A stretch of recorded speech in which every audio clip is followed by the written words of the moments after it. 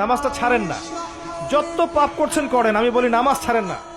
ইনশাল্লাহ একদিন নামাজই আপনাকে পাপ থেকে বের করে আনবে ইনশাআল্লাহ।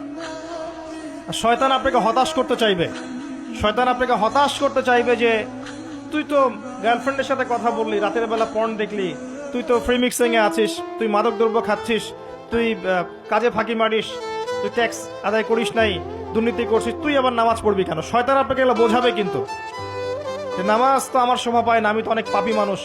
এই ধোকায় পা দিবেন না। আপনি নামাজ কন্টিনিউ করতে থাকেন, ইনশাল্লাহ আল্লাহ পাক আপনাকে পাপ থেকে বের করে আনবেন ইনশাল্লাহ। ওই নামাজটা যদি ছেড়ে দেন তাহলে আর কোনো হাতিয়ার বাকি থাকবে না।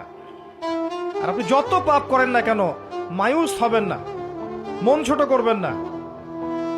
আপনার একটা সেজদা, যে সেজদা আপনি চোখের পানি ঢেলে দিয়েছেন আল্লাহর কাছে, যে আল্লাহ আমার ভুলগুলো তুমি মাফ করে দাও, আমার তওবা তুমি কবুল করো, ইনশাল্লাহ দেখবেন ওই একটা সেজদা যদি কবুল